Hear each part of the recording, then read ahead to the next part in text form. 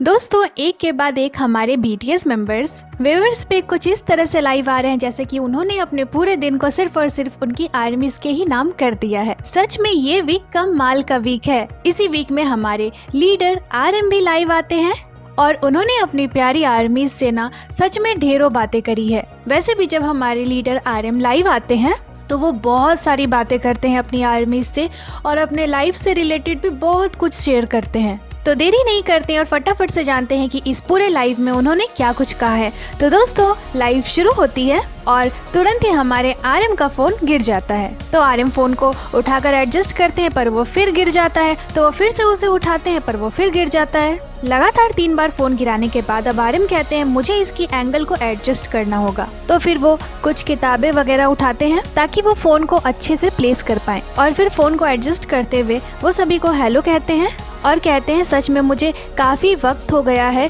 अकेले लाइव आए हुए। और सच में हमारे RM काफी ज्यादा स्ट्रगल कर रहे थे फोन के एंगल को सेट करने में और फाइनली वो एंगल को सेट कर लेते हैं और फिर बैठ जाते हैं और फिर से सभी को हेलो कहते हैं और कहते हैं बैकग्राउंड सच में बहुत ही ज्यादा फ्रस्ट्रेट कर रहा है मुझे। और तभी वो देखते हैं कि जिन ने उन्हें हाई करा है और इसके बाद RM उठकर जाते हैं और लाइट को थोड़ा चेंज करते हैं और फिर आते हैं और कहते हैं ये बढ़िया है ना, मुझे लगता है कि ये अच्छा है, हेलो एवरीवन। और फिर वो कहते हैं कि मैं ना आज जिन के साथ रोलर कोस्टर राइड पे गया था, इसी वजह से मैंने ऐसा थंबनेल लगाया है और मैं आज लाइव आया इसका ये कारण है क्योंकि मैंने सोचा कि अगर मैं आज लाइव नहीं आऊँगा तो फिर मैं कभी आऊँगा, क्योंकि मुझे काफ़ी लंबा वक्त हो गया है ऐसे अकेले लाइव आए हुए। और जैसे कि हमारे एल्बम आरिरंग को आए हुए भी काफ़ी वक्त हो गया है तो मैं कुछ चीज़ों के बारे में बात करना चाहता हूँ। और जैसे कि मैंने सबटाइटल को कोरियन में सेट कर दिया है तो मैं ज़्यादा से ज़्यादा इम्पोर्टेंट चीज़ों को कोरियन में बोलने का कोशिश करूँगा जितना पॉसिबल हो पाए। और जैसे कि कल हमने AMAs में अवार्ड्स जीते और जैसे कि हम कंटिन्यूसली परफॉर्म कर ही रहे हैं, हमने नॉर्थ अमेरिका में परफॉर्म करा, कोरिया में करा, जापान में करा, तो ऐसा भी काफ़ी वक्त आया है कॉन्सर्ट के दौरान जब मैंने खुद को बहुत ही भरा हुआ पाया है। और ऐसा भी वक्त आया है जब मैंने खुद को अलग अलग तरीके के इमोशंस में डूबा हुआ पाया है। और हमारे एल्बम को रिलीज हुए भी 2 महीने हो चुके हैं, लगभग 70 दिन हो चुका है हमारे आरिरंग एल्बम को आए हुए। तो मैं इस एल्बम पर लेकर अपने थॉट्स को शेयर करने आया हूँ। और जैसे कि आप में से काफ़ी सारे लोग हमारे कॉन्सर्ट में आए हैं, काफ़ी लोग कॉन्सर्ट में नहीं भी आ पाए हैं, तो मुझे लगा कि ये अच्छा होगा कि मैं आपसे लाइव आकर बात कर सकूं। पहली बार काफ़ी सारी चीज़ों पे। और जैसे कि हम लोग साउथ कोरिया वापस जा रहे हैं लॉस वेगस के हमारे परफॉर्मेंस के बाद। मुझे लगता है कि ये सच है। पास्ट में मुझे लगता है कि हम ना उन सारे शॉर्ट्स को, चीज़ों को लिख कर रखते थे जो भी हमें लाइव में बोलना होता था या फिर जो भी हम लाइव में आर्मीज के साथ शेयर करना चाहते थे, उन चीज़ों को हम मेन टॉपिक्स को लिख कर रखते थे। और काफ़ी सारे ऐसे फन भरे स्टोरीज़ हैं, प्रोफेशनल स्टोरीज़ हैं हमारे सॉन्ग कैंप को लेकर, इस एल्बम को लेकर। मैं अपने फ्यूचर के थॉट्स को आपके साथ शेयर करना चाहता हूँ क्योंकि इस टूर के दौरान हम 7 रीजन्स में गए, Seoul, Tokyo, Tampa, El Paso, Mexico City, Stanford और अब लॉस वेगस। ये मुझे काफ़ी सारी चीज़ों को सोचने पे मजबूर करता है। तो मुझे ऐसा फील हुआ कि सच में हम एक दूसरे से कनेक्टेड हैं। और स्पेशली आप में से काफ़ी लोगों ने शायद उस वीडियो को भी देखा हो कॉन्सर्ट के दौरान जब उन्होंने कैरियोके सेशन शुरू कर दिया था और रैंडम सॉन्ग्स प्ले करने लगे थे वे लोग, जहां आपको ये पता नहीं होता कि अब अगला कौन सा सॉन्ग आने वाला है। और ढेर सारे ओल्ड सॉन्ग्स भी प्ले हुए थे। जैसे एग्जाम्पल की अगर बात करूँ तो अटैक ऑन बांगटन। और जैसे ये सॉन्ग प्ले हुआ था ना तो अचानक से मैं पास्ट में चला गया था। मैं पास्ट की चीज़ों को याद कर रहा था। ये एक ऐसा समय था जब मैं खुद के पास्ट को देख पा रहा था और इस चीज़ पे सोच पा रहा था कि हमें अब आगे क्या करना है। कभी कभी मैं इस चीज़ के बारे में सोचता हूँ, इमेजिन करता हूँ कि मुझे क्या करना चाहिए, क्या मुझे आरिरंग के बारे में बात करना चाहिए। पर अगर सारे इंटरव्यूज़ को अलग रखें जैसे रोलिंग स्टोन और भी हमारे बाकी सारे इंटरव्यूज़, तो मुझे लगता है कि मैंने सारे इंटरव्यूज़ में प्रोफेशनली ही जवाब दिए हैं। तो मुझे लगता है कि ऐसे आपके सामने आकर चीज़ों पे बात करना ज़्यादा अच्छा रहेगा, एल्बम के बारे में बात करना अच्छा रहेगा। और जैसे कि अब टाइम बीत रहा है, मुझे लगता है कि मैं अब आपसे इसे और ज़्यादा अच्छे से डिस्कस कर सकता हूँ। ये अच्छा रहेगा कि अब अगर मैं इसके बारे में बातें करूँ तो हम लोग बहुत ही सारे नए स्टोरीज को लेकर आगे बढ़ रहे हैं, अवार्ड्स रिसीव कर रहे हैं, अपने टूर को कंप्लीट कर रहे हैं। और जैसे कि मैंने इस एल्बम में ढेरों थॉट्स और सीरियसनेस को दिया है, बहुत सोच विचार कर काम करा है मैंने इस एल्बम में, तो मुझे लगता है कि उन सारे पहलुओं पर बातें करने का मेरा जो तरीका था वो अधूरा रह गया है। इसीलिए सबसे पहले एल्बम पे पूरी तरह से संक्षेप में बात करते हैं। मैं इस एल्बम पे और बाकी सारे चीज़ों पे एक संक्षेप में बात करने का योजना बना रहा हूँ, पर इन सब में बातें करने से पहले मैं उस समय के बारे में थोड़ा बात करना चाहूँगा जब हमारे जिन मिलिट्री से डिस्चार्ज हो रहे थे। और ये हमारे मिलिट्री से डिस्चार्ज होने से लगभग 1 साल पहले की बात है। उस समय हम सारे मेंबर्स मेंटली उतने ज़्यादा ठीक नहीं थे जब जिन डिस्चार्ज हो रहे थे, या यूँ कहें कि जब मैं सैक्सोफोन बजा रहा था।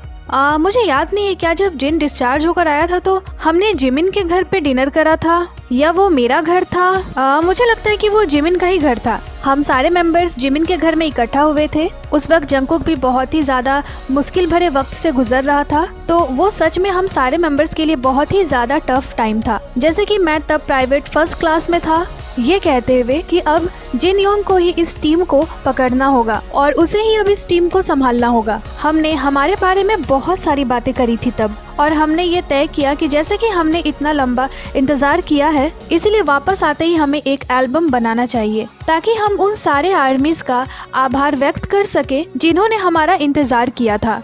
और मुझे लगता है कि हमने उस समय ये फैसला बहुत ही जल्दीबाजी में ले लिया था। और जैसे कि बाकी सारे मेंबर्स का जो डिस्चार्ज है वो जून में तय था और वो समय भी बहुत ही ज़्यादा अच्छा था, इसीलिए मुझे लगता है कि हमने उस साल के अंत से ही सॉन्ग कैंप की तैयारी शुरू कर दी थी। तो अब सवाल ये था कि सॉन्ग कैंप का कैप्टन कौन होना चाहिए। दरअसल ये जो सॉन्ग कैंप शब्द है ना, ये थोड़ा सा अजीब है। वैसे इसे सेशन म्यूजिशियन ही कहा जाना चाहिए, जो कि ओरिजिनली है। ये एक ऐसा सेशन होता है जिसमें आर्टिस्ट खुद ही हिस्सा लेते हैं और इस सेशन में प्री सेशन जैसी चीजें भी होती है। तो ये सारी चीजों के बारे में सोचते हुए हमने जुलाई या अगस्त में लॉस एंजलिस जाने का फैसला किया ताकि सारे मेंबर्स मिलकर वो सेशन कर सकें। वैसे मुझे ठीक से सारी बातें याद नहीं हैं क्योंकि तब हम एक अजीब से दौर से गुजरे थे, लेकिन मुझे लगता है कि हमने शायद ऐसा ही कुछ तय किया था और मैं भी उस समय का बेसब्री से इंतजार कर रहा था क्योंकि हम मिलिट्री से डिस्चार्ज हो गए थे और हमारे पास एक लंबा गैप था। इसीलिए जिन योंग और हो भी जो पहले ही डिस्चार्ज हो चुके थे, उन्हें भी काफी मुश्किल समय का सामना करना पड़ा। उन दोनों ने मिलकर बहुत सारे परफॉर्मेंस दिए और बहुत सारे वैरायटी शो में नजर आए। इसी वजह से हम वो गैप खत्म कर पाए थे और फिर हम सारे लोग लॉस एंजलिस के लिए निकल जाते हैं। लेकिन तब दिक्कत ये हुई कि मुझे पता चला कि प्री सेशन तो हमारे डिस्चार्ज से पहले ही हो चुका है। ये अप्रैल या मई के आसपास हुआ था और उस दौरान जो गाने बने थे वो थे बॉडी टू बॉडी, फिर स्विम, प्लीज, ये सारे उसी सेशन के गाने थे। तो डिस्चार्ज होने के बाद लॉस एंजलिस जाने से पहले हम सारे मेंबर्स गेस्ट हाउस में इकट्ठा हुए थे ताकि गाने को पहले से सुन सके, क्योंकि कई गाने पहले ही रिकॉर्ड हो चुके थे। इसीलिए हमने उन सभी गानों को सुनने के लिए सेशन किया। हमारे स्टाफ मेंबर्स भी वहाँ थे। मुझे लगता है कि उस दौरान लगभग 15 गाने थे। हालांकि उस दौरान सबकी राय अलग अलग थी। कुछ मेंबर्स को कुछ गाने पसंद थे जबकि दूसरे मेंबर्स को वो गाने नहीं पसंद थे। वैसे हम सातों मेंबर्स के अपने अपने अनुभव हैं क्योंकि हम सातों मेंबर्स ने सोलो एल्बम्स रिलीज करे हैं और जैसे कि आप हमारे सोलो एल्बम्स को देख सकते हैं वो बहुत ज्यादा अलग हैं। नए गाने जोड़ने की हमारी वो सोच और हम जो दिखाना चाहते थे दोनों ही बहुत अलग थे।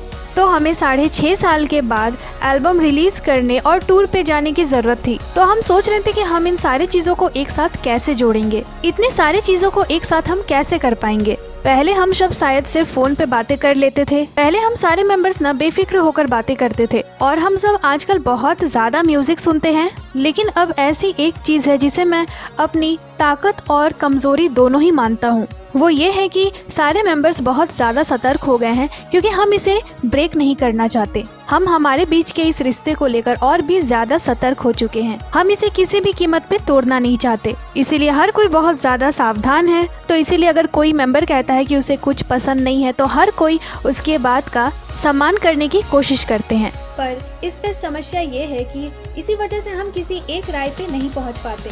1 या 2 लोग शायद कुछ करना ना चाहें, लेकिन 4 या 5 लोग कहते हैं कि ठीक है। लेकिन जैसे कि एक पर्सन की अपनी कोई राय नहीं होती, तो इसीलिए वो कहता है ठीक है, जो भी सबको मंजूर है वो मैं करूँगा। इसीलिए एल्बम पे काम शुरू करने से पहले मुझे ये आभास हो गया था कि एल्बम बनाने, उसे रिलीज करने, परफॉर्मेंस करने और टूर पे जाने की ये पूरे साल भर चलने वाली हमारी जो प्रक्रिया है वो हमारे फैसले पर ही शुरू और खत्म होगी।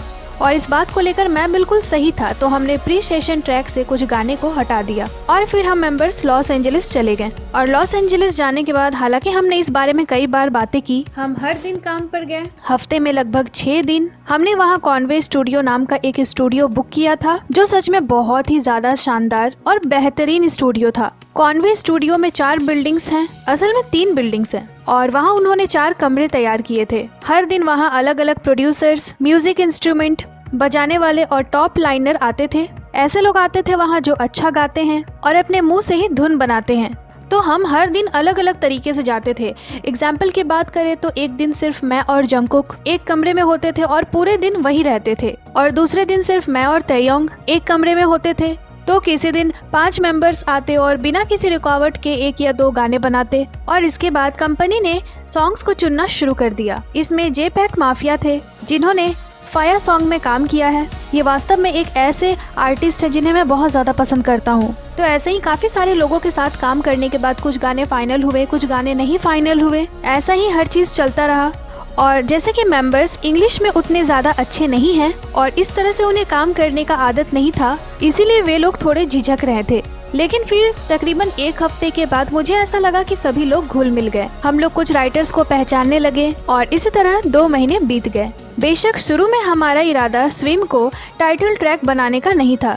शुरू में हम कुछ स्विम से भी ज्यादा बेहतर चीज चाहते थे, कुछ बहुत ज्यादा दमदार, बहुत ज्यादा जोशीला। लेकिन हमेशा ऐसा नहीं होता है, क्योंकि बेशक कुछ लोग डायनामाइट जैसा गाना चाहेंगे तो कुछ लोग ऑन की तरह दमदार एनर्जेटिक गाना चाहते होंगे, या फिर कुछ लोग चाहते होंगे कि नहीं बीटीएस को कुछ ऐसा करना चाहिए जैसे स्प्रिंग डे। और हमारे मेंबर्स के विचार भी अलग अलग थे और मैनेजमेंट की राय भी अलग अलग थी। तो ये सारी चीजें ना मेरे लिए बहुत ज्यादा मुश्किल था। बात यह है कि हमने इस एल्बम को बिना कोई योजना बनाए ही बनाया था और फिर ये एल्बम रिलीज हुआ। मैं सचमुच मानता हूँ कि इस एल्बम का रिलीज होना एक चमत्कार है। पर इस एल्बम को बनाने में ना हम सच में सेफ रहे, बिना किसी के सो छोड़े, बिना किसी के बीमार हुए हमने इसे अच्छे से बना लिया। क्योंकि जब एक बार हम एल्बम की शूटिंग करना शुरू करते हैं तो अपने स्केड्यूल को मैनेज करने के लिए कम से कम हम 1 से 1.5 साल पहले से ही मोटे मोटे प्लान्स बनाने शुरू कर देते हैं, वरना काम आगे नहीं बढ़ सकता। क्योंकि किसी भी एक एल्बम को बनाने में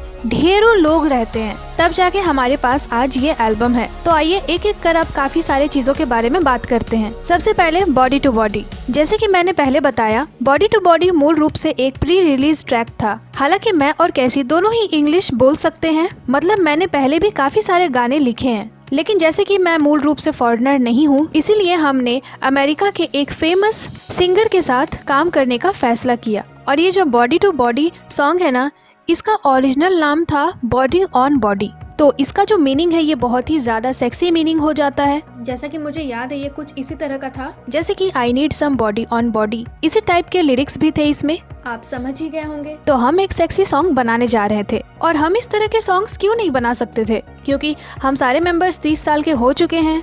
लेकिन फिर मुझे लगा कि बिना किसी इम्पोर्टेंट कारण के ऐसे सेक्सी सॉन्ग को रिलीज करना नहीं चाहिए। तो हमने इसका नाम बदल दिया और हैंड टू हैंड सॉन्ग, जो कि 1988 के ओलंपिक में कोरिया का एक सॉन्ग था, तो हैंड टू हैंड के नाम पे ही हमने इसे बॉडी टू बॉडी रखा, ठीक उसी सॉन्ग की तरह जिसमें वो हाथ पकड़ते हैं। और इस सीन पे हमने डॉक्यूमेंट्री में भी बातें करी थी, पर शायद इसे डॉक्यूमेंट्री में इंक्लूड नहीं करा गया। कुछ पार्ट्स को डॉक्यूमेंट्री से हटा दिया गया, जैसे कि इस सॉन्ग में आरी रंग वाले पार्ट को इंक्लूड करना है या नहीं। तो जब मैंने इसे पहली बार सुना था ना, तो मुझे ये बिल्कुल भी पसंद नहीं आया था, बॉडी टू बॉडी सॉन्ग में आरी रंग वाला पार्ट। पर फिर जब मैंने इसे 3 बार सुना तब जाकर मुझे ये समझ आया। मैंने सोचा ठीक है, इसके पीछे कोई कारण है। मेरा मतलब है कि हमने लंबे समय तक बॉडी टू बॉडी सॉन्ग को आरी रंग के बिना ही सुना था, पर जब मैंने बॉडी टू बॉडी को आरी रंग के साथ सुना तो ये मुझे थोड़ा अजीब सा लगा था। कुछ लोगों ने तो ये भी कह दिया था कि ये बस जबरदस्ती इसमें डाल दिया गया है, और ये वास्तव में एक विवाद का मुद्दा था।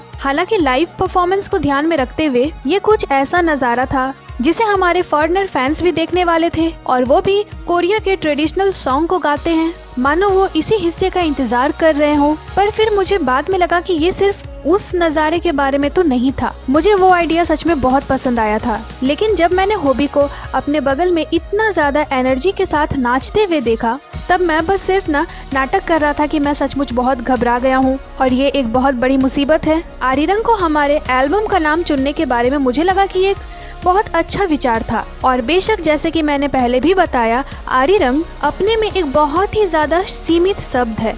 इसमें काफ़ी सारी चीज़ें हैं और इसके ढेरों अर्थ भी हैं, लेकिन ये 7 कोरियन मैन के लिए एक नई शुरुआत का प्रतिनिधित्व करता है। देखा जाए तो हम कुछ नहीं हैं। हम सातों लोग साउथ कोरिया के 7 अनाड़ी और बेढंगे लोग हैं। एग्जाम्पल की बात करें तो कल अमेरिकन म्यूजिक अवार्ड के बाद मैंने आफ्टर पार्टी के बारे में सोचा, वहाँ जाने के बारे में, कि मैं वहाँ जाकर अमेरिका के लोकल आर्टिस्ट से कुछ अंग्रेजी में बातें करूंगा। मैंने उनके साथ कुछ शानदार करने का सोचा, लेकिन फिर मैं नहीं गया क्योंकि मुझे डर लग रहा था, क्योंकि मेरे बाकी सारे मेंबर्स को इंग्लिश थोड़ी सी मुश्किल लगती है और मेरे जो ये दोस्त पार्टी और इंग्लिश को ज्यादा पसंद नहीं करते, वे इससे दूर ही रहते हैं। वैसे मैंने ये सारी बातें बोली ही क्यों? खैर, हम बातें कर रहे थे कि हमें व्यापक दिशा में जाना होगा। तो जैसा कि आरिरंग के बारे में बातें करते हुए मैंने ये कहा था, मैंने काफ़ी कुछ बताया है कि BTS बाकी सारे टीमों से अलग कैसे है, हम वो क्या चीज़ है जो कर रहे हैं, और समय अभी कितना ज़्यादा बदल गया है। और सच कहूँ तो ये मायने नहीं रखता कि कौन सा प्रोड्यूसर आ रहा है। मैंने स्टाफ से भी कहा था कि ये सबसे ज़्यादा डिफ़िकल्ट प्रोजेक्ट होने वाला है, क्योंकि काफ़ी वक्त से हमने ऐसा कुछ भी नहीं करा है। समय बदल चुका है, पर मैं ऐसे तो नहीं बैठा रह सकता, और जब आप बदलते हो तो आप कितना बदल सकते हो। एनीवेज, तो आरिरंग का कोई अंत नहीं है, इसका यही मतलब था। और बात करें बॉडी टू बॉडी की, तो ये सॉन्ग थोड़ा सेक्सी सॉन्ग था। मुझे उसकी बीट और मेलोडी पसंद है, पर उसके जो बोल थे वो थोड़े ठीक, वो वैसा गाना नहीं था जैसा मैं चाहता था। वो वैसा गाना नहीं था जिसे हम गाने वाले हैं। मुझे लगता है कि मैंने यही सोचा था, क्योंकि जब हमारी आवाज सबसे ज्यादा ऊंची होगी तो क्या ये अच्छा रहेगा, क्योंकि उसमें आरिरंग भी है, और फिर वो सारे लाइंस उसमें कैसे लगेंगे। खैर, एट द एंड मैं भी इस सॉन्ग में आरिरंग वाले लाइन को रखने के लिए एग्री हो गया। हमने हमारी कमबैक पे जोर दिया और इसे बाहर निकाल ही लिया। और इसके बाद आर्यम आते हैं होलीगन सॉन्ग पे। वो कहते हैं होलीगन शायद जंगकुक और जेई होप के वजह से ही इसमें थी, और जैसे कि आप जानते हैं जंगकुक अचानक से ही इस होलीगन शब्द को यूज करने लगा था। ये वॉच दिस वाले पार्ट को जंगकुक ने ही लिखा था। हम लोग एक लोकल एरिया में थे और हम सॉन्ग्स पे ही काम कर रहे थे। हमारे साथ और भी लोग थे, उन लोगों ने हमारे साथ 10 दिन से भी ज्यादा तक काम किया था। वहाँ सच में काफी सारे इंटरेस्टिंग ट्रैक्स थे। ऐसे ट्रैक्स थे जो कि नाइफ के साउंड से शुरू होते थे, और या फिर मोटरसाइकिल के साउंड से शुरू होते थे, और गेम बॉयज के साउंड से। और जब जेई होप और जंगकुक आते हैं तब वे लोग इस सॉन्ग को बना रहे थे, और हमारे प्रोड्यूसर और काफ़ी सारे लोगों को ये सॉन्ग बहुत ही ज़्यादा पसंद आई थी। ये बहुत ही ज़्यादा पावरफुल सॉन्ग था और टाइटल पे बिल्कुल फिट बैठ रहा था। मैंने इस सॉन्ग को अगस्त के शुरुआत में सुना था, और सच में जेई होप और जंगकुक ने इसमें बहुत अच्छा काम करा है। और इस सॉन्ग का जो कीवर्ड था होलीगन, ये काफी रिवीलिंग भरा था। तो इसमें एक डांस था जो वे लोग किया करते थे। मैं कंपनी के आइडियाज को और उनके ओपिनियंस को सुना करता था और फिर उसे यूज किया करता था। इसमें काफी सारे डांस चैलेंजेस भी बने, और इसमें एक अलग ही कोरियोग्राफी बनी थी जो हमारे फैंस ने बनाया था, और हर किसी ने इस चैलेंज को करा था। और मैं होलीगन के बिहाइंड द सीन्स के बारे में श्योर नहीं हूँ, पर वो कमाल का था। और इसके बाद आर्यम एलियन सॉन्ग पे बातें करना शुरू करते हैं। वो कहते हैं पहले तो इसका जो टाइटल था वो था एंडलेस, और फिर वो इसके लाइन को गाते भी है और कहते हैं ये जो एंडलेस था ना, ये बहुत खाली साउंड कर रहा था, ये थोड़ा अलग ही लग रहा था, पर हाँ इसका नाम एंडलेस था, तो मैंने इसे एंडलेस से बदल कर एलियन रखा। हम एलियंस हैं कोरिया से, ये कैसा रहेगा? एलियन, एंडलेस, इन दोनों की प्रोनाउंसिएशन ना बहुत ज्यादा सेम है। ये मूल ट्रैक को और ज्यादा अच्छा बना सकता है। आप इसमें और ढेर सारी चीजें जोड़ सकते हैं, तो मुझे लगा कि ये उसी तरह का गाना है। वैसे अगर आप सॉन्ग के लिरिक्स को देखें तो ये थोड़ा भद्दा लगता है, लेकिन मैं ऐसे ही कुछ करना चाहता था। ये जो भी हो, पर हम कोरियन से इस बात पे हमें बहुत ज्यादा गर्व है। खैर, लोगों को ये जैसा भी लगे, सॉन्ग के बोल चाहे जो भी हो, मैं बस इतना चाहता था कि लोग इसके बारे में और ज्यादा अधिक जान सके। सॉन्ग के लिरिक्स बहुत ही ज्यादा सिंपल है। वैसे कोरियन लैंग्वेज में इसे लिखना वाकई बहुत मुश्किल था। दरअसल शुरू में मैंने इसके लिरिक्स को बहुत ज्यादा इंग्लिश में लिखा था और इसी वजह से मेंबर्स इसकी प्रोनाउंसिएशन नहीं कर पा रहे थे। उन्हें ये थोड़ा अटपटा सा लग रहा था जिससे उन्हें प्रॉब्लम फेस करना पड़ रहा था। और ये गाना कोरिया के बारे में है, तो कोरियन और इंग्लिश को मिलाकर इस गाने को बनाना सच में बहुत ज्यादा मुश्किल था। इसमें काफी ज्यादा समय भी लग गया जो आसान नहीं था। और इसके बाद आर्यम आते हैं फायर सॉन्ग पे। वो कहते हैं, जैसे कि मैंने पहले कहा, मैंने इस पे होलीगन से आगे बढ़ने के लिए काम किया। मेरा मतलब है एक सिंपल गाने से ज्यादा मैं इसे बहुत ही ज्यादा प्रभावशाली गाना बनाना चाहता था। ये उन चीजों में से एक है जिन पर मैंने काम किया क्योंकि मैं इसे बनाना चाहता था। आप जानते हैं एक फेमस गाना है, बहुत समय पहले ये बहुत फेमस हुआ था, अचानक मुझे इसका नाम याद आ गया, नेवर बी द सेम। इस पे काम करना बहुत ज्यादा मजेदार था। मुझे ये गाना बहुत पसंद आया जो मोटरसाइकिल की आवाज के साथ शुरू होता है। उस दौरान जब हम काम करते थे तो हम सभी जो भी अच्छा चीज होता था उसमें फायर कहते थे और कुछ दिनों में ये आदत सभी को लग गई। जब भी मेंबर्स कुछ अच्छा दिखते थे वो कहते थे, ओह दिस इज फायर। तो फिर मैंने कहा कि चलो क्यों ना इसे भी सॉन्ग में रख दिया जाए। और जब मैंने जे को ये गाकर सुनाया एवरीथिंग इज फायर, तो उसने कहा कि हाँ काम हो गया, मैं इस धुन को बाद में जोड़ दूंगा, बस ये बन जाएगी। और ये होलीगन सॉन्ग, फायर सॉन्ग, ये थोड़ा अजीब सा ही सॉन्ग है। मतलब आपको इसमें ज्यादा कुछ करने की जरूरत नहीं है। ये एक ऐसा सॉन्ग है जो आपको एक्साइटेड होने पे मजबूर करता है। जब हम परफॉर्मेंस कर रहे होते हैं तो हम सब साथ में दौड़ रहे होते हैं। इसमें मैंने एक ऐसी तस्वीर के बारे में सोचा जहाँ मैं दौड़ सकता हूँ, मजे कर सकता हूँ। तो ये एक बहुत ही ज्यादा मजेदार गाना है। तो अब अगला गाना है 2.0। तो जैसे कि एल्बम का टाइटल है BTS 2.0, ये BTS 2.0 प्रोजेक्ट थी। मुझे लगता है ये 1.5 साल तक चला होगा और मुझे लगता है कि इस गाने में जंगकुक और जे होप है, तयंग भी है इसमें। और इसे बनाते वक्त ऐसे भी समय थे जब मैं अकेला ही रैप गाने के लिए गया था और जैसे कि अकेले जाने पे मुझे लगता है कि मेरे वहाँ कुछ नए दोस्त बनेंगे, तो मैंने इसी तरह काफी सारे म्यूजिशियंस के साथ काम किया। और फिर आर्यम इस सॉन्ग के कुछ लाइंस को भी गाते हैं, जे होप की लाइन को, और कहते हैं ये ट्रैक बहुत मजेदार है। जब मैंने इसे सुना तो काफी सारी लाइंस मुझे बहुत ज्यादा दिलचस्प लगी और मुझे लगा था कि इस ट्रैक को तो इसमें शामिल होना ही चाहिए, क्योंकि एकमात्र चीज जो हम कर सकते हैं वो ये था कि ये एक ऐसा सॉन्ग है जिसे लोग पसंद करेंगे। इसके कोरियोग्राफी को भी हम आपको एक ऐसा परफॉर्मेंस दिखाएंगे जो करना मुश्किल है। ये गाना ही एकमात्र ऐसा गाना है जिसे ठीक से देखा जा सकता है। पर इस सॉन्ग को बनाने में ना जिमिन और बाकी सारे सिंगर्स को बहुत सारे मुश्किलों का सामना करना पड़ा है, क्योंकि अगर आप 2.0 सॉन्ग को ध्यान से सुनते हो तो जो ये मेलोडी है, you know how you do, और इसमें जो इतने बार डू डू डू शब्द आए हैं, इसे करना सच में बहुत ज्यादा मुश्किल था, क्योंकि इसके सुर भी बहुत ज्यादा ऊंचे थे और शब्दों का उच्चारण भी बहुत ज्यादा कठिन था। और सच में हमारे कोरियन फ्रेंड्स के लिए ये बहुत ज्यादा मुश्किल था इसे गाना। ये सबसे ज्यादा मुश्किल था। सच में पूरे एल्बम में सबसे ज्यादा मुश्किल हिस्सा तब था जब इस गाने को रिकॉर्ड करा गया था। तो अगर हमारे पास ये गाना नहीं होता तो हमारे लिए कोरियोग्राफी परफॉर्म करना आसान नहीं हो पाता। और इसलिए मैं 2.0 की कोरियोग्राफी में बहुत अच्छा होना चाहता था। मैं इसमें बहुत अच्छा डांस करना चाहता था। तो हमेशा ही डांस क्लास में मैं 1 घंटे पहले आता था और प्रैक्टिस शुरू कर देता था। और जब डांस क्लास खत्म हो जाती थी तो मैं इसे और आधे घंटे तक करता रहता था, क्योंकि जंगकुक, जिमिन, जे होप भी सारे लोग इसमें बहुत अच्छे हैं। तो मैं सच में इसमें किसी को भी नुकसान नहीं पहुंचाना चाहता था, किसी भी चीज को लेकर। मैं भी उनकी तरह कूल दिखना चाहता था इसमें। तो जब भी मुझे टाइम मिलता था तो मैं उन्हें देखता था, डांसर्स को देखता था और उनसे सीखता था। तो इसे लेकर ना मेरे पास बहुत सारी यादें हैं और बहुत से लोगों को इसकी म्यूजिक वीडियो बहुत ज्यादा पसंद आई। तो ये बिल्कुल ही हमारे जैसा है। तो ये एक ऐसा सॉन्ग है जिसके लिए मैं माइक, चार्ल्स, जंगकुक, होबी, तयंग का हमेशा ही शुक्रगुजार रहूंगा। वाह, तो मुझे सच में लगता है कि मैं ना मुसीबत में ही पड़ जाऊंगा। मैं कितना बात करता हूँ, मैं इतना बातूनी क्यों हूँ पता नहीं। जब मैं एक बार बोलना शुरू करता हूँ ना तो मैं खुद को रोक ही नहीं पाता। इस लाइव में भी जब से मैंने बोलना शुरू किया मैंने खुद को रोका ही नहीं। खैर, जो भी मैं बताना चाहता हूँ वो आर्यम के बारे में है। वो आर्यम के बारे में फुल समरी है और मुझे उम्मीद है कि आप इस पे विचार करेंगे। तो अब अगला सॉन्ग है नंबर 29। तो इस एल्बम में काम करने के दौरान, मेरा मतलब है नेशनल म्यूजियम ऑफ कोरिया के डायरेक्टर, मैं उन डायरेक्टर से मिला, यो होंग जुन, और मैंने उनसे ही इसके बारे में सुना। और अगर आप ग्वांगजू जाते हैं तो आपको इसे जाकर देखना चाहिए। तो उनसे इसके बारे में सुनने के बाद मुझे लगा कि काश मैं भी इसे बजा पाता तो मैंने इसे सुना और इसकी जो वाइब्रेशन की ड्यूरेशन है वो 1 मिनट और 38 सेकंड में समाप्त हो जाती है और मुझे लगता है कि मैं इसे किसी दिन कॉन्सर्ट में बजाना चाहता हूँ। और इसके बाद RM आते हैं स्विम सॉन्ग में। वो पहले तो कुछ सेकंड इसे सुनते हैं और फिर कहते हैं, सच कहूँ तो मुझे ये गाना बहुत पसंद है। मुझे यकीन है कि बहुत से लोग निराश भी हुए होंगे क्योंकि ये डायनामाइट जैसा नहीं है। ये होलीगन और 2.0 जितना दमदार हिप हॉप परफॉर्मेंस में नहीं है।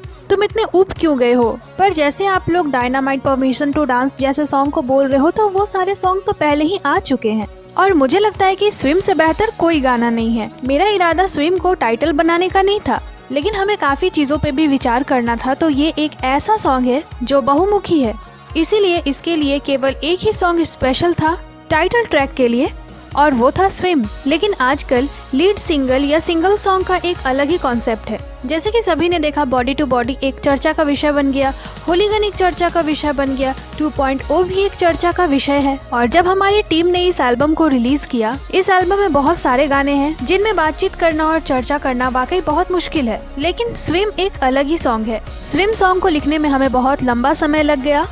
2026 में ये कहना थोड़ा दुखद है। मैं स्विम को एक सार्थक गाना बनाना चाहता था क्योंकि ये टाइटल सॉन्ग था। मैं स्विम में उतना अच्छा नहीं हूँ। मैंने सोचा था कि ये लाइफ ना बड़ा प्रॉफिटेबल है। जब मैं मिलिट्री में था और जब मैं वहाँ दिन गिनता था, इसके खत्म होने का इंतजार करता था, तब मैं सच में बहुत ज्यादा इधर उधर भटकता था। ऐसा लगता था मैं हर दिन तैर रहा हूँ। ऐसा लगता था जैसे मैं एक ही सांस में तैर रहा हूँ। सच कहूँ तो ये गाना ना बहुत सैड सॉन्ग है। 30 की उम्र में मैं आप लोगों के साथ हूँ। आप लोगों के साथ मेरा एक गहरा रिश्ता है। मैं अब मैच्योर हो गया हूँ। सारे मेंबर्स अपने जीवन को अपने तरह से जी रहे हैं। 30 की उम्र में वैसे भी लोग अपने जीवन को अलग अलग ही जीते हैं। तो मुझे लगता है कि ये BTS के जैसा ही गाना है। ये गाना सच में मुझे पर्सनली बहुत ज्यादा पसंद है। इस गाने के बोल और इस गाने में जो कुछ भी है सब मुझे बहुत ज्यादा पसंद है। मेरे लिए ये गाना बहुत ही ज्यादा खास है। ये एक ऐसा गाना है जो लंबे समय तक याद रहता है और सच कहूँ तो मैं ये उम्मीद करता हूँ कि इस गाने को और ज्यादा प्यार मिले।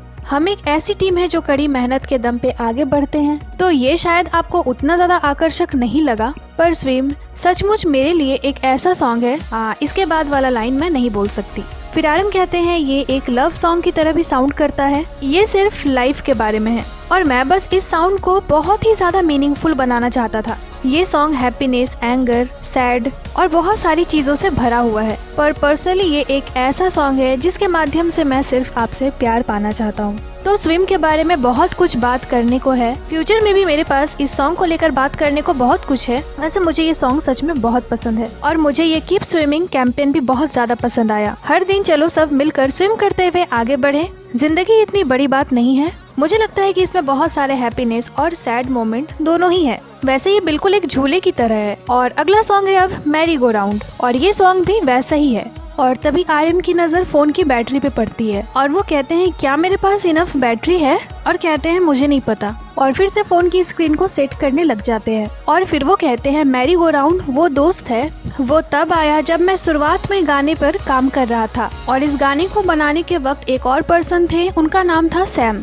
और RM उन्हें इस सॉन्ग में पार्टिसिपेट करने के लिए थैंक यू भी बोलते हैं। फिर वो एक सॉन्ग राइटर का भी नाम लेते हैं, माइली साइरस। फिर वो कहते हैं मैंने एल्डे से मैरी गो राउंड की थीम पे भी बात करी थी। काफी सारे लोगों ने काम करा है सच में आरी रंग एल्बम पे। वो कहते हैं मैंने उनसे कहा कि आपको इसकी मेलोडी को एक बार ट्राई करना चाहिए। वो कहते हैं कि हमारा जो लाइफ है ना वो एक रिपीटेटिव चीज है। एक आइडल का भी लाइफ रिपीटेटिव होता है, मतलब वो आज जो करता है कल भी उसे वही करना है, परसों भी उसे वही करना है। ठीक मिलिट्री में भी मैं वैसा ही करता था। तो यही सारी चीजों को सोच विचार कर हमने मैरी गो राउंड बनाया। और फिर वो कहते हैं कि जब हम मैरी गो राउंड बना रहे थे तब मैं 1 घंटे तक एक कमरे में था और जब मैं वहाँ से बाहर आया मैंने देखा कि एडले ने ऑलरेडी मैरी गो राउंड की मेलोडी और लिरिक्स कंप्लीट कर ली है। वो सच में ग्रेट है। तो फिर मैंने इसे सारे मेंबर्स के लिए प्ले करा और मैं सच में होप कर रहा था कि ये सॉन्ग हमारे एल्बम में आ जाए। ये सॉन्ग सच में मेरे लिए स्प्रिंग डे की तरह है। ये थोड़ा सैड सॉन्ग है और ये हमारी पूरी एल्बम में इकलौता सॉन्ग है जो ओपनली सैड है। मतलब कि ये एक सैड सॉन्ग है। और इसके बाद आर्यम इस सॉन्ग के लिरिक्स को भी पढ़ते हैं और फिर इसके बाद आते हैं आर्यम नॉर्मल सॉन्ग पे। वो कहते हैं ये एक सॉन्ग है जो हमेशा से इस एल्बम में था, ये एक कम्प्लीटली धमाकेदार सॉन्ग है। और इसके बाद वो इस सॉन्ग के कुछ लाइन को भी गाते हैं, कैरोसिन, डोपामिन, केमिकल रिड्यूस। और फिर वो कहते हैं पर नॉर्मल भी एक सैड सॉन्ग ही है, इसकी जो मेलोडी है वो बहुत ही ज्यादा होपफुल है। मैंने इसकी जो लिरिक्स है वो पहले मैंने कोरियन में लिखा था और उसके बाद उसे चेंज करा इंग्लिश में। जैसे कि जो वर्ड है कैरोसिन, ये लाइट को जलाता है, डोपामिन और बाकी सारे केमिकल स्टफ्स। नॉर्मल एक ऐसा कीवर्ड है, जैसे कि मैं अभी एज अ BTS मेंबर जी रहा हूँ, तो मेरे लिए नॉर्मल क्या है, मेरे में कॉमन क्या है। एक दिन लोग कहेंगे कि वो मुझसे प्यार करते हैं और दूसरे दिन वो कहेंगे कि अब वो वैसा नहीं करते। बिल्कुल एक ऐसे बॉन्ड की तरह जो थोड़ी टॉक्सिक है। नॉर्मली वो लोग जो हम लोगों से प्यार नहीं करते वो ऐसा ही सोचते हैं। तो इसमें काफी सारे थॉट्स हैं और इसीलिए इसे लिखने में मुझे काफी वक्त लगा। और फिर से आर्यम इसके लिरिक्स को गाकर बताते हैं कि कैसे उन्होंने इसमें दोनों पहलुओं के बारे में लिखा है और कैसे वे लोग इसकी लिरिक्स से रिलेट कर पा रहे हैं। हमारे ग्वांगवामून पे परफॉर्म करने के बाद जब हम वहाँ से वापस आए, बहुत सारे ऐसे दिन थे जब मैं सो नहीं पाया था। मैं चीजों के बारे में सोचने से खुद को रोक ही नहीं पा रहा था। मैं हमेशा ही जागा हुआ रहता था और मैं रिलैक्स नहीं हो पा रहा था। जिसके बाद वो टर्न मी ऑफ वाले लाइन को बोलते हैं और फिर वो कहते हैं लोग यही सोचते हैं कि हाँ ये मेरी लाइफ है, ये मेरी फॉल्ट है। वो कहते हैं अगर लोग मेरे बारे में एक सेकंड के लिए भी भूल जाएं, तो आप समझ सकते हो मुझे ऐसा ही फील होता है। तो ये सॉन्ग भी सच में एक बहुत ही ज्यादा सैड सॉन्ग है। और फिर से आर्यम इसके कुछ लिरिक्स को गाते हैं और बताते हैं कि देखिए कैसे ये एक सैड सॉन्ग होते हुए हमसे रिलेट कर पा रही है, पर मैं यही होप करता हूँ कि आप इसे हमेशा खुशी से गाएंगे, क्योंकि ये एक ऐसी कॉइन है जिसकी दो पहलू है, खुशी भी और दुख भी। तो नॉर्मल एक ऐसा स्विंग है जो कि स्विम की तरह ही है। मुझे लगता है कि ये दोनों गाने मेरे साथ बहुत लंबे वक्त तक रहने वाले हैं। और फिर आर्यम आते हैं अगले सॉन्ग पे, लाइक एनिमल्स। वो कहते हैं ये एक ऐसा सॉन्ग है जिसके लिए हमने प्री सेशंस करा था और ये थोड़ा शावर सॉन्ग है। इसकी लिरिक्स भी थोड़ी वैसी ही है जैसे if you wanna be animal. और इसके बाद आर्यम को इसकी लाइन ही याद नहीं आ रही थी। फिर वो कहते हैं ये भी थोड़ी सेक्सी सॉन्ग ही है और मुझे लगता है कि इसे रिलीज करने का ये बिल्कुल सही समय है, क्योंकि मुझे लगता है कि ठीक है अगर सॉन्ग सेक्सी है तो कोई बात नहीं, इसकी लिरिक्स जो है वो खुद में ही थोड़ी सेक्सी से साउंड करती है। वैसे मुझे ये सॉन्ग सच में बहुत ज्यादा पसंद है। ये सच में एक एक्साइटिंग सॉन्ग है, ये सच में एक रोमांटिक सॉन्ग है। मुझे लगता है कि हमारी टीम की थॉट भी यही है। और इसके बाद आर्यम अगले सॉन्ग पे आते हैं, they don't know about us. और वो कहते हैं इस सॉन्ग में जिमिन हमेशा कहता है, वैसे इस सॉन्ग में जिमिन ने बहुत ज़्यादा इम्प्रूवमेंट दिखाई है इसके सेशंस में, सिंगिंग में, इसकी मेलोडी में। इस सॉन्ग को बनाने से पहले मैं और जिमिन इस सॉन्ग को सॉन्ग राइटर वीक ने लिखा था और इसमें एक वर्ड है यू मेक मी वीक। मैंने उस वर्ड को उठाया, पर ये एक्चुअली वही बात है जो मैं आपसे कहना चाहता हूँ, you make me weak. Everyone, मैं हमेशा आपके साथ ऑनेस्ट रहना चाहता हूँ। ऐसी चीजें हैं जो हमेशा नहीं रह सकती। ये सॉन्ग बहुत अच्छा है पर ये सॉन्ग ना बहुत स्वीट है और मैं लव सॉन्ग नहीं गाना चाहता था, पर जिमिन को लगा कि ये एक फन भरा सॉन्ग है, इट मेक मी वीक, क्योंकि लोग मुझे नहीं जानते हैं। फिर अगले दिन मैं और जिमिन रूम में थे और एक पर्सन थे जो हमारे लिए इस सैंपल को लेकर आए थे। तो मैंने उनसे पूछा कि ये कौन सा सैंपल है, तो उन्होंने कहा कि they don't know about us. उन्होंने इसे एक सॉन्ग में बना दिया। तो ये कुछ वैसा होने वाला है उन लोगों के लिए जो हमारे बारे में ज्यादा नहीं जानते हैं। और फिर ये बन गया एक बहुत ही ज्यादा एग्रेसिव सॉन्ग। तो जब हम इस सेशन को ले रहे थे, पता है मुझे क्या फील हुआ, आपको क्या इंस्पायर करता है? तो ये एक ऐसा सॉन्ग है जो पर्सनली मुझे बहुत पसंद है। मेरे पास वो हर चीज है जो मैं यहाँ कहना चाहता हूँ, बस यही मैं कहना चाहता हूँ। मुझे लगता है जिमिन ने इसे बहुत अच्छा काम करा है। ये सच में एक बहुत अच्छा सॉन्ग है। और इसके बाद आर्यम आते हैं अगले सॉन्ग पे, वन मोर नाइट। वो कहते हैं पर इसमें अलग अलग ओपिनियंस थी, जैसे कि क्या मैं इसे एल्बम में रखूं या नहीं। ये सच में एक बहुत अच्छा सॉन्ग है, लेकिन सच कहूँ तो ये वास्तव में एक दरवाजे की कुंडी थी।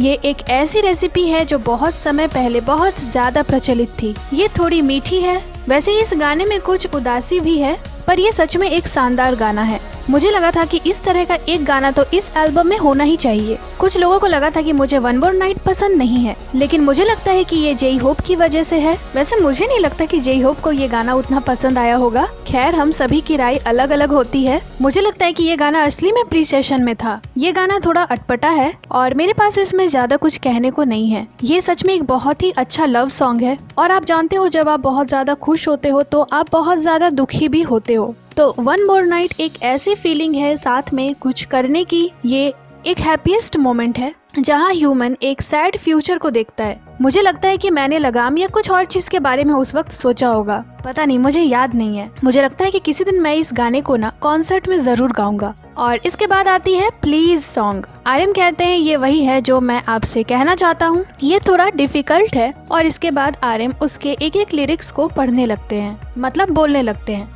जैसे कि इसकी लिरिक्स है, मेरे साथ रहो, मुझे छोड़कर मत जाओ, मेरा इंतजार करो, मैं भी तुम्हारा इंतजार करूंगा। वो कहते हैं मुझे लगता है कि ये गाना हमारी आर्मीज के लिए है। और इसके बाद आर्यन अगले गाने पे आते हैं इनटू द सन। वो कहते हैं ये लास्ट सॉन्ग है। वो कहते हैं ये गाना सच में बहुत अच्छा है। मुझे कुछ वक्त पहले एहसास हुआ, लेकिन उस वक्त मेरे दिमाग में 50,000 से भी ज्यादा बातें चल रही थी। ये आपको 3 डायमेंशनल इमोशंस देता है। मुझे लगता है कि ये सच में एक बहुत अच्छा सॉन्ग है। सूरज डूब रहा है, हम सातों साथ में चल रहे हैं, धान के खेत में जहाँ वेस्ट खत्म हो रहा है वहाँ सूरज है, 50 से 60,000 लोग आर्मी बॉम्ब को देख रहे हैं, हमारे ऑडिटोरियम में भी रोशनी फैली हुई है, हर एक चेहरा बहुत अच्छे से दिख रहा है। ये वो पल है जिसका मैं कॉन्सर्ट में सबसे ज्यादा इंतजार कर रहा था। हमारा तेयोंगी दूसरों के साथ बहुत अच्छे से पेश आता है और ये गाना सच में बहुत अच्छा है और मैंने कहा था कि आपको इसे शामिल करना ही होगा। इसमें हमारे जिनयोंग की आवाज बहुत ज्यादा खूबसूरत है। इस गाने के थ्रू मैं बस अपने पुराने रूप में वापस लौटना चाहता था। और इसके बाद आर्यन सॉन्ग के लिरिक्स को पढ़ते हैं। वो कहते हैं मुझे लगता है कि ये गाना सच में अतीत में एक बहुत अच्छा उदाहरण है। इसमें एक ऐसा टेस्ट है जिसे हमने बरकरार रखा है। फॉलो इनटू द सन, ये धुन जिसे हर कोई साथ गा सकता है। तो ये हमारे इस आरिरंग एल्बम को खत्म करने के लिए एक बड़ा ही शानदार गाना है। तो इसी तरह से हमने इस एपिसोड के बारे में बहुत सी बातें की। मुझे लगता है कि ये अब भी हमारा सबसे अच्छा एपिसोड है। ऑफ कोर्स ये और अच्छा होता अगर और अच्छे सॉन्ग आते। ये फायर से भी अच्छा हो सकता था। ये और अच्छा होता अगर मेरे पास और अच्छा नॉर्मल होता। ऑफ कोर्स ये और अच्छा होता अगर हमारे पास एक बेटर टाइटल ट्रैक होता, स्विम से भी अच्छा। पर जैसे कि मैंने पहले कहा था, जब आप मिलिट्री से बाहर हो जाते हो तो सब कुछ तय हो जाता है, खासकर तब जब आप सही समय पे नहीं आए हो। किसी को ऐसा होना चाहिए, किसी को वैसा होना चाहिए। मैं सच में बहुत सारे फैसले लेने की प्रक्रियाओं से गुजरा हूँ। मेरे लिए अभी BTS के 2.0 का सबसे अच्छा रूप है और इसमें एम्बैरेसमेंट की कोई बात नहीं है। मैं यही सोच रहा हूँ समय कितना बदल गया है, बातों में, गानों में, हर एक चीज में। मुझे लगता है कि लोग अब सॉन्ग के लिरिक्स को भी सुनते हैं। ये सही है, ज्यादातर समय मैं ही ऐसा करने वाला अकेला होता हूँ। कितनी सारी अलग अलग कंटेंट्स आ गई है। मैं चाहता हूँ कि एंटरटेनमेंट सिर्फ एंटरटेनमेंट ही रहे। ये फन भरा है, वैसे भी जीना कठिन है और थका देने वाला है, लेकिन हम बहुत कुछ समझ सकते हैं। मुझ में भी ये सारे पहलू मौजूद हैं। जब मैं इसे देखता हूँ तो मुझे लगता है कि मेरे मन में बहुत सारे थॉट्स हैं, क्योंकि मैं अब भी लिरिक्स की पावर पे विश्वास करता हूँ। मैं सच में इमेजिनेशन की पावर पे विश्वास करता हूँ। मैंने अपने सोलो करियर से ये सीखा कि शब्दों का उपयोग करना जरूरी नहीं है, लेकिन साउंड के माध्यम से मुझे लगता है कि मैंने एक स्टोरी को बताया है। वैसे हर सोलो आर्टिस्ट के लिए यह अलग होता है। BTS की तरह BTS के लिए भी ये अलग ही था। तो इस एल्बम के रिलीज होने के बाद और हमारे टूर में मुझे जो चीज सबसे ज्यादा लगी वो यही सारी चीजें हैं। मुझे नहीं पता कि कहानी अच्छे से बताई गई या नहीं, लेकिन मैंने कुछ ज्यादा ही बोल दिया। वैसे मैं आपको ठीक ठीक सारी बातें बताना चाहता था कि मैंने इस लाइव को कोरियन लैंग्वेज में करा है और सबटाइटल्स भी लगा दिए हैं। एनीवेज, मैं इस एरा को बदल नहीं सकता। मैं इसके लिए सॉरी भी नहीं हूँ। जब मैं कोरिया में परफॉर्म कर रहा था, मैं मैक्सिको गया और जब आप लोग बाहर आए और मैंने आपकी आंखों में देखा, सच में आप लोग एक दूसरे से जुड़े हुए हैं। जब आप अपने फोन में पिक्चर्स लेते हैं, मैं भी कॉन्सर्ट्स में जाता हूँ तो ऐसा ही करता हूँ, पर कॉन्सर्ट्स में इतनी ज्यादा फोन ही होती है कि हम एक दूसरे की आंखों में देख ही नहीं पाते। इसी वजह से मुझे मूवीज की कॉन्सेप्ट बहुत पसंद है, क्योंकि जब हम कोई मूवी देखने थिएटर में जाते हैं तो आपको अपने फोन को 2 घंटे के लिए बंद कर देना होता है और 2 घंटे तक फोन ऑफ करने का डायरेक्टर का ये मोटो रहता है कि वो किसी चीज को खींचना नहीं चाहता और हमारे पास उतना वक्त भी नहीं रहता। जैसे कि जब हम बेड पे जाते हैं, जैसे कि जब हम सोने जाते हैं तो हम अपने फोन को देखते हैं, जब हम सुबह सोकर उठते हैं तो हम अपने फोन को देखते हैं। तो मुझे लगता है कि जब सब कॉन्सर्ट में आते हैं तो सिर्फ ऐसे 10 ही लोग होंगे हजारों लोगों में जो इसे फील कर पाते हैं। हम सातों के अलावा। हमारे उस एनर्जी को फील कर पाते हैं, हमारे उस कॉन्सर्ट को फील कर पाते हैं। हम एक दूसरे की तरफ देखते हैं और सॉन्ग के सेम लिरिक्स को गाते हैं। मैं भी चाहता हूँ कि हम लोग साथ में सॉन्ग गाएं, एक साथ वेव करें, क्योंकि वो जो समय होता है वो बहुत ही ज़्यादा प्रीशियस होता जाता है। मुझे लगता है ये बहुत एक्सपेंसिव है, तो मुझे लगता है कि ये सारी चीज़ें अब खत्म होती जा रही है, तो थोड़ी चेंजेस की तो ज़रूरत है। खैर जो भी हो, मैंने आज इस लाइव को ऑन करा और फिर आरएम इस लाइन को बोलते हैं यू मेक मी वीक, और कहते हैं मैं इसके बारे में बात करना चाहता था कि क्या मुझे कमज़ोर बनाता है, क्योंकि मुझे लगता है कि अगर मैं इस लाइव को अभी ऑन नहीं करता तो मुझे लगता है कि जब मैं कोरिया वापस जाता तो भी मैं इसे ऑन नहीं कर पाता। और अगर अगली बार मेरे पास वक्त हुआ ना, वैसे इसे काफ़ी वक्त हो गया है, पर अगली बार अगर मैं लाइव आऊँ और मेरे पास थोड़ा वक्त रहा ना, तो मैं अपने सोलो एल्बम के बारे में आपसे बात करूँगा। ये इंडिगो के बारे में होगा। मुझे नहीं लगता कि हमने इसमें ट्रैक बाय ट्रैक पे बातें करी हैं कभी, और नहीं हम इस पे ऐसे बातें करेंगे। जो भी मेरे दिमाग में इससे रिलेटेड चीज़ें आएगी मैं उसी चीज़ों के बारे में आपसे बोलूँगा, क्योंकि मैं अपने 1 घंटे को इसी तरह से तो स्पेंड नहीं करना चाहता, बल्कि मैं आपसे कुछ कहना चाहता हूँ, कुछ बातें बताना चाहता हूँ। 3.7 मिलियन व्यूअर्स अभी इसे देख रही है, तो मेरे लिए ये मीनिंगफुल होना चाहिए। और जैसे कि आप हमसे प्यार करते हैं और ये एल्बम मेरी डिसीजन है, तो मैं थोड़ा हेल्पफुल होना चाहता हूँ बस। एनीवेज अब मैं यहीं रुकता हूँ। मुझे लगता है कि अब मेरी आवाज़ भी जा रही है, कल मुझे परफॉर्म भी करना है फिर से। मुझे देखने के लिए सच में आपका थैंक यू। हमेशा मुझे ये नहीं पता कि क्या ज़रूरी है, मैं क्या कर रहा हूँ, तो जो भी हो थैंक यू सो मच। और मैं आपसे यही कहना चाहता हूँ कि मैं आपसे बहुत प्यार करता हूँ। और अब मैं जा रहा हूँ, कल लास्ट डे है हमारे कॉन्सर्ट का LA में, तो अब बाय। और फिर आरएम एक फ्लाइंग किस देते हैं, गुड नाइट कहते हैं, और बस ये लाइव यहीं पे खत्म हो जाती है।